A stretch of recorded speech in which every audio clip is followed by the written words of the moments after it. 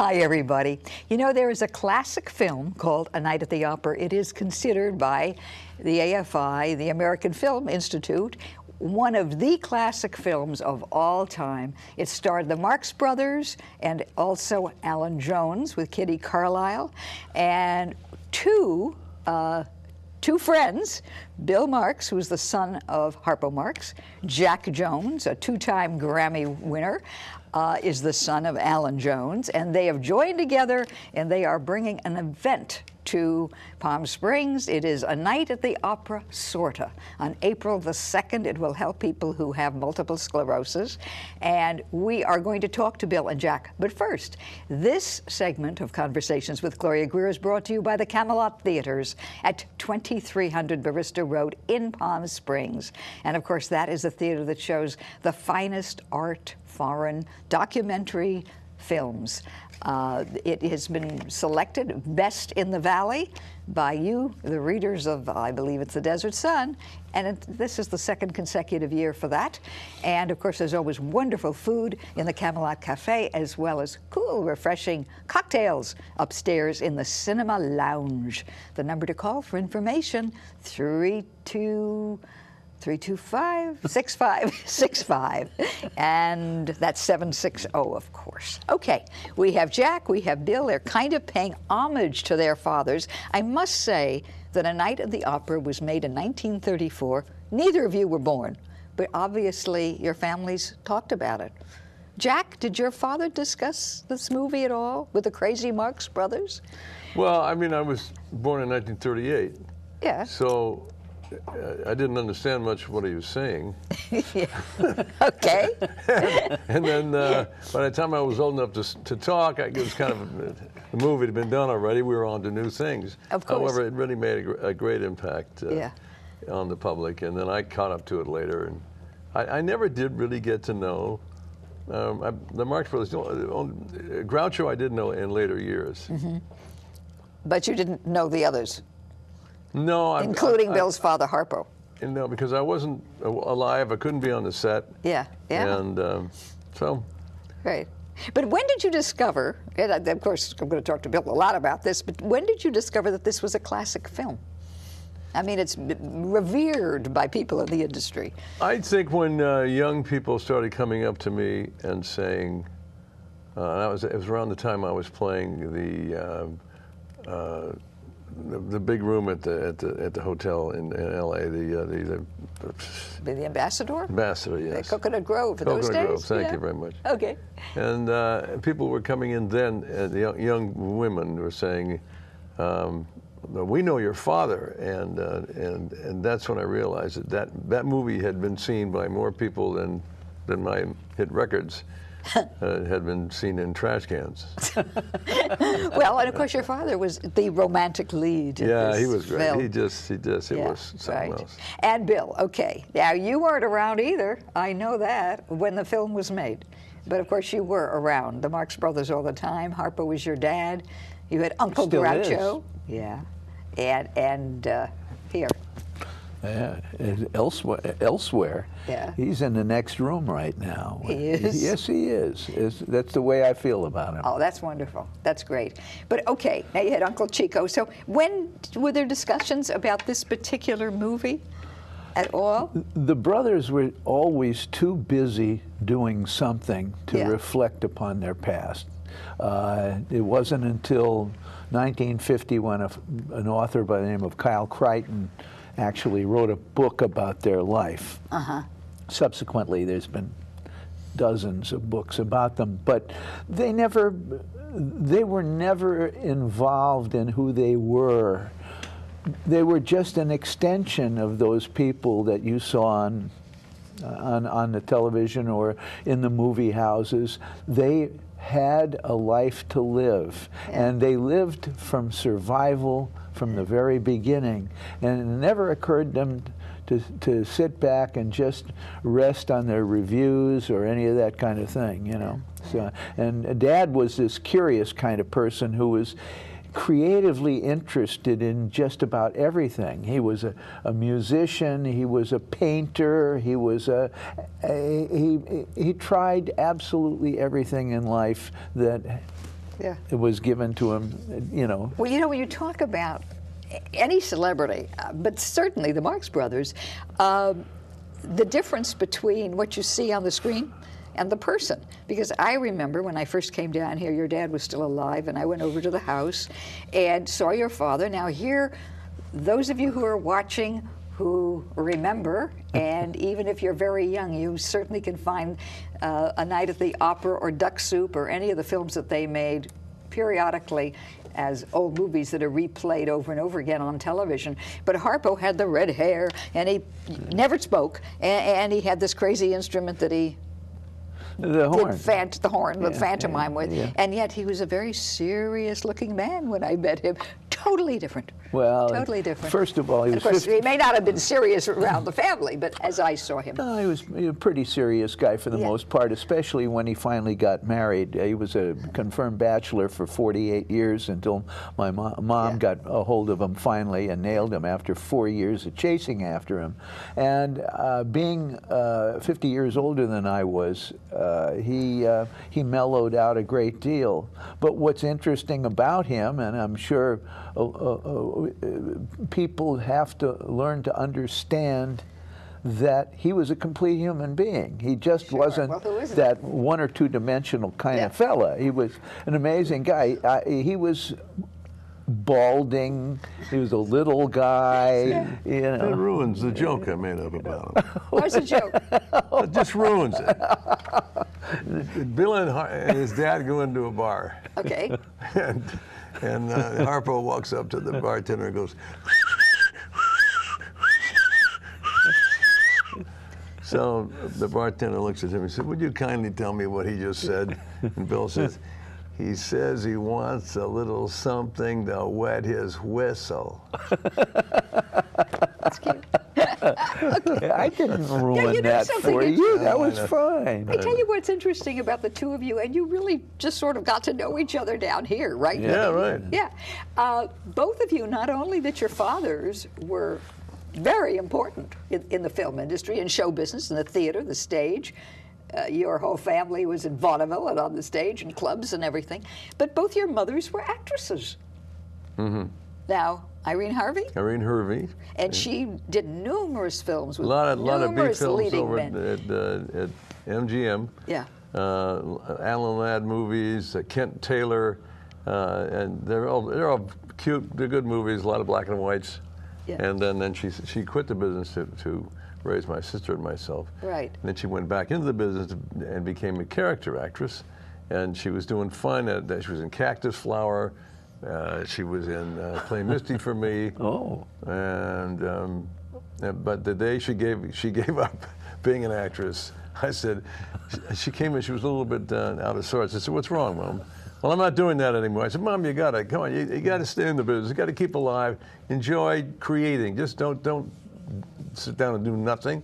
She said, "No, I can't do that, dear, because this young actor, he was trying so hard to do the scene right, and he was supposed to push me against the wall, but he did it, but he smashed me against the wall, and overzealous, and they got the take, and I got the headache." So she said, "I'm gonna quit." Yeah. But I don't blame her. And then your mother, who was in films I don't remember her at all. I do remember your mother's yet, but you told me she actually made more motion pictures. She was than in all the Marx Brothers. 3 times as many pictures as the brothers. Not Susan all Fleming. as Susan Fleming. You can all Google both mothers. Gorgeous lady, and she would be the first to tell you that the old story, by my mother, I'm an actress. By my father, I'm an actress. But by me, I'm no actress. She never thought she had any talent at all. She just thought she was, quite frankly, beautiful, which she was. Yeah. But she couldn't wait to get out of show business. And she started as a Ziegfeld Follies girl when she was 16 years old. And she was so happy, and Harpo was her way out of show business. She made one memorable movie, I mean, in terms of more people watching it, as a classic comedy. And that's called $1 Million Legs, with Jack Oakey, W.C. Fields, Hugh Herbert, Billy Gilbert, Andy Clyde, those people, they were all in that movie. And she said that was her one claim to fame in show business. Yeah. Well, you know, this evening on April 2nd, it's called A Night at the Opera, sorta. And it is going to be such fun. I'm chairing it. But it's going to be, I mean, we've got such great things going on, which we're going to share. And, of course, the invitation, we have the invitation here. I'm going to hold it up. It's a picture of... Let's do this. Who's the fella down there? A picture of a shipwreck. It was a woman drowning, and my father is saving her from drowning, giving her mouth-to-mouth resuscitation. Oh, okay. Looks like a big kiss to me. And, of course, these are the Marx brothers here. Yeah. It's April 2nd. It's at the Esmeralda Renaissance. But it lists these wonderful entertainers, Patricia Walsh and Boris Martinovich, who has sung all over the world at opera houses, so taking the name of Night of the all Opera. over the world when you start singing. But we also have some funny things coming up with Mr. Jack Jones, a surprise, and Mr. Bill Marx, who's being honored at this event. And what? Frank Ferranti. Oh, yeah. We ought to talk a little bit about him. Groucho ordained him as being the ultimate Groucho. He's not just an impressionist, not just a look-alike. This guy has done Groucho for 30 years on Broadway and all over the place. And he's as sharp as a tack. Well, it's really going to be great fun, and we are going to talk about it a lot. And also the cause, because MS, Act for MS, is really changing lives, which I don't know how many people realize really the impact that this organization has had. And both of you are on the board. That's right. So how often do you get an event where two fathers are involved that are going to be on the screen, and maybe even you'll be doing something with them? Members. And two board members. How do you spell that? And how this came about, you created this whole experience? Well, it's going to be everybody. It's going to be a great. This is going to be. I mean, thank you. I meant Act for MS. Oh, thank you. This is your the baby. Founding president. We are going to return to Jack Jones and Bill Marx and hear more about A Night at the Opera. Sorta. You know, as a member of the board of Act for MS and founding president, I don't know of two nicer, more caring, zanier board members than Jack Jones and Bill Marx. We do have fun. But you are doing so much to help others. And yeah, I stay out of their way a lot. That helps. But I'm talking about what Act for MS does. It really has had such an impact. And neither of you have been affected by it at all that I know of. And yet you are doing so much. I know somebody that's very severe. And what's positive about anything like that might happen if you get MS. I have a friend that I used to work with, a partner of mine, many years ago in the 70s, and she got MS, and she was about 35, 36 years old. She's still with us. And still functioning. She's somebody that we're helping. No, she's in L.A. Oh, I'm sorry. When you say with us, you mean she's still alive? No, she was, and she survived a marriage. She lost her husband, Peter Matz, who was a great conductor, and Marilyn is an example of a person who is somehow endured. Right. Well, yeah. You don't have to just give up the ship. Well, look at my daughter. Yeah. I mean, she's running around, and at one time she was in a wheelchair. And of course, she's very good about the physical therapy that we arrange for the people who we help to take, and she's religious about it. And you have wonderful people that are working with us. Oh, fabulous. Yeah. Nandi as well, and we become friends with. We have with psychiatric help, and we become friends with them. We do so much that no one else in the country does, actually. Yeah. And Jack, you know, every year you have been so wonderful as the host of Christmas Tree Lane. And after a while of doing this 4-act for MS, you said, gee, I'd like to be on your board. Yeah. And what a godsend. Thank you. But the trouble is I'm still traveling. Well, we know that. But you do so much for us. I feel badly about and you're going to be, I mean, your name is not on the invitation at all because we didn't even know for sure you'd be here. But you are going to sing do a little shtick with your dad on the screen. It's It's a song interesting. that my dad sang in this movie. That it's the only song that became famous in this movie. It became a hit. It was "Alone, Alone on a Night When We Two." It's a very pretty song. It's a very pretty song. I used to listen to my dad do it all the time. Really? I've never sung it before, so So you're going to sing it, I think, with him on the screen. I'm going to sing alone, and when I get through singing with it, I'm liable to be alone. The place will be empty. I don't think so. Not at all. And Bill, you say you by don't myself. you say you don't know how you're going to do it, but Richard, I don't know what I'm going to do Richard yet. DeSantis, our producer, says you're going to play the piano while your father's playing the harp on the screen. I don't know. Well, I don't know either. I'm going to talk to Richard, who is our primo producer down here. He really is. He does Film them festival, all. And he's just the great. AIDS thing. So you know that it's going to be a unique evening. A great evening. With any luck at all. Hello. Is that the Attorney General? Yeah. Somebody was calling. I turned them off. Continue. It's going to be different. It's going to be something we think that, because I see the script, I think it's going to be something that's never been done down here before, in not very many places in the world. And it's just so fortunate that Jack is not on one of his Magellan tours where he goes around the world, and he's going to be available for the event. That's just terrific. Yeah. And the price is right also with him. Yeah. Well, anyway, it's just great of all of you. And I'm going to give you a phone number. I should have had it on the screen. So get out your pens and pencils, the number, or your computer, or even this little thing that went off. The number to call is 760-773-9806. And I'm going to repeat it.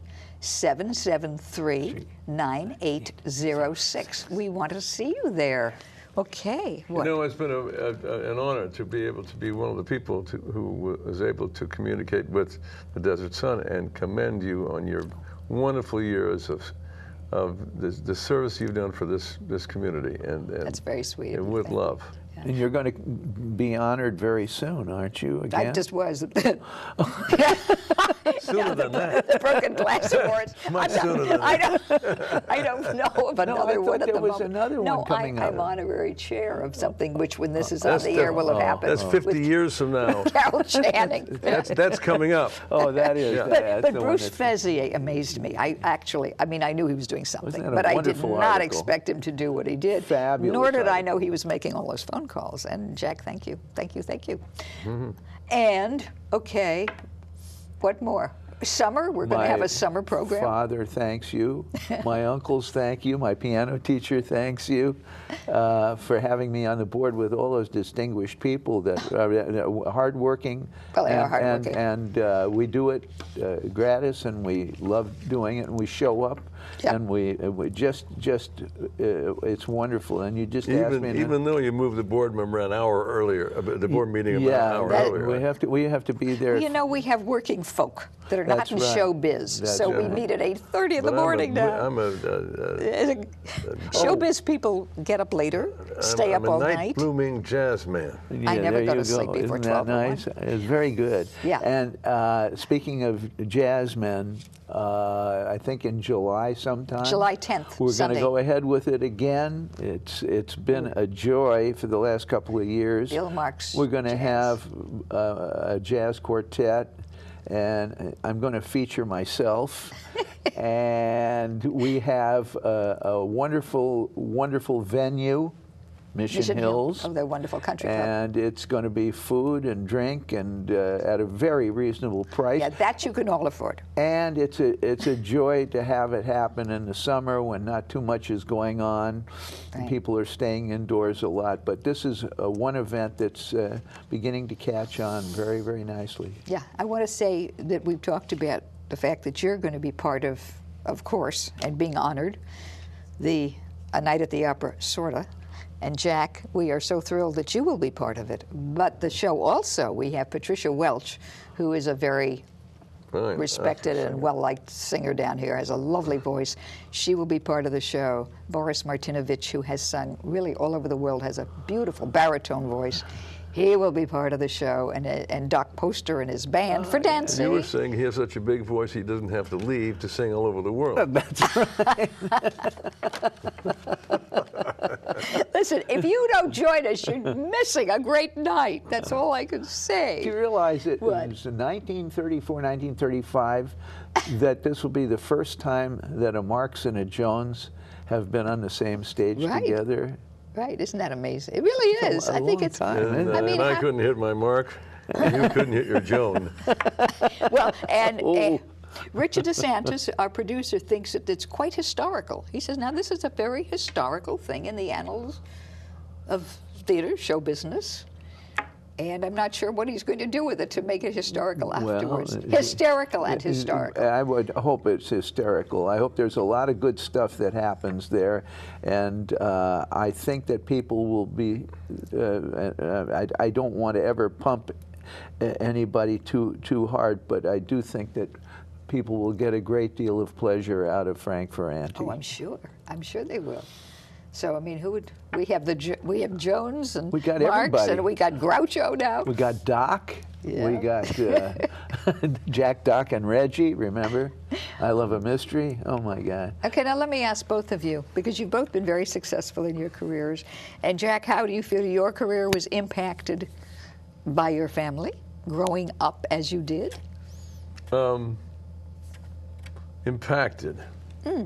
Impacted. Well, you had a wisdom tooth taken out. My family impacted.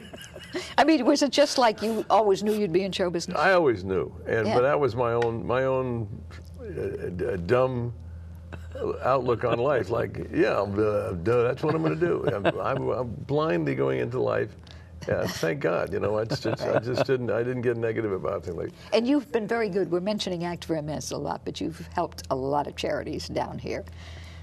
You were honored by was it the Samaritans or the Stroke Center? Samaritans. Yeah. And you did a pitch for the elderly and help for the elderly. That was really very, very heartwarming, very true. And I think he's the Yeah. primo pop singer oh, I do too.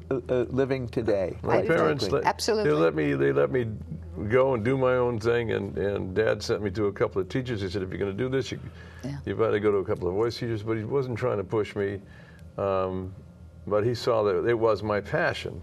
Yeah, well, that's And my mother, on the other hand, this is true. She said to me one day, after she'd seen me work in a nightclub, she said, "Dear, can you take some advice?" I said, "Of course, Mom." He said, "Well, stop holding your notes so long. You're making people nervous." as you hold them so Well, beautifully. that comes from great technique. That's right. And Bill, talking about helping other charities, there are so many events down here that you will give your time and services and the wonderful music that you play. And you are a fine composer. You've composed films, scores. You've really done a great... Some of the great motion pictures that nobody's ever heard of and really aren't very good, but you've did done a lot anyway. of them. Yeah. Yes, you have. Yeah. But you did them with composure. Oh, very nice, very nice. As opposed to decomposure. Yeah, no, I started out, I have an audio book of my Right. book, Son of Harpo Speaks. It's and wonderful. in the book, I have a 1939 recording when I was 2 years old of me singing "Take Me Out to the Ball Game." Oh, what a kick. And it's on my audio book. And Dad always knew I was going to be a musician, and he didn't Well, you have push, to have but- the passion, I think, when you're a child, and we have to wrap this up. Otherwise, Is that your passion? my passion has been to talk to all of you on a subject I love, and I have to say, thank you, thank you. You come from a showbiz family, That's too. true. And rapping family. And Bruce pointed that out beautifully. Thank you very much. And again, thanks to all of you for being with us. And don't forget, you can watch this show and tell all your friends on demand on the Time Warner local on-demand station. You can also follow me if I ever get around to it on Twitter. I tweet sometimes, and on Facebook. And I have a website that I get to once in a while, www.gloriagreer.com. That's a good idea, Ollie. Oops, wrong show.